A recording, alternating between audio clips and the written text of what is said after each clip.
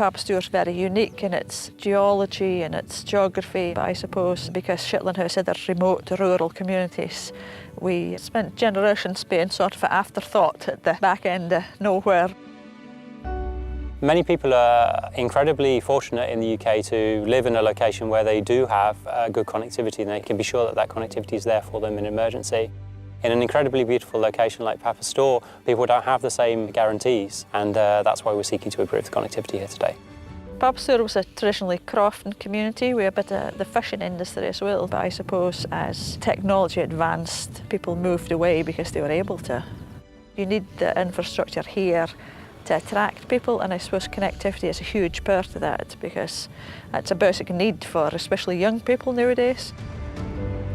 Unlike traditional satellite dishes where you need one dish on each house, here you can aggregate a number of households through one terminal. And that, working with our local internet service provider like Clarus, enables effectively community broadband. So there's basically three reasons why we chose Papa Stour.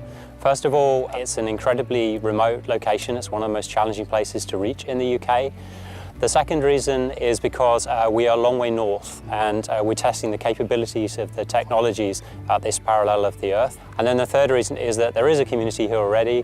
There is some connectivity, but it's not good enough for them. And whilst the trials are running, we want to share the connectivity for the benefit of the community. So this particular deployment is really illustrative of the collaboration between the UK government and Clarus and OneWeb. Clarus is the embodiment of the UK innovation spirit, small company, lot of initiatives, and very competent in what they are doing. We need the umbrella of the UK government and the Digital Divide initiative to make those things happen. We don't believe in one size fits all. We believe in partnership, in collaboration, and really the role of this collaboration is to find the perfect solution for each community. Currently there are 7 permanent residents. There are a lot of other individuals with very close ties to Papa Stour. They still have houses here, so they're as emotionally connected to the community as anybody that's permanently living here as well. My 3 times great-grandfather and grandmother lived on Papa Stour here in Shetland. I think they get a lot out of the walking, the amount of nature that's here on the island. We've just celebrated our 50 years on this beautiful island. We've come through the eras in a way. We arrived without running water, without electricity, that it is a wonderful place to bring up a family.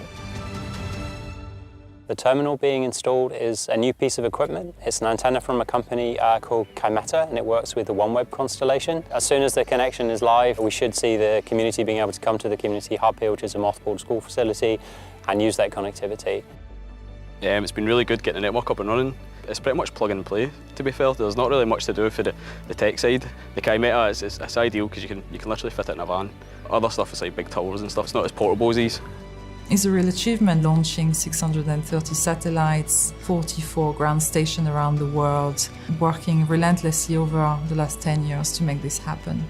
To think that this is the first commercial installation of this technology in Europe and think it's here in Papa Stour, yeah, it's fantastic, and I think it bodes well for the future.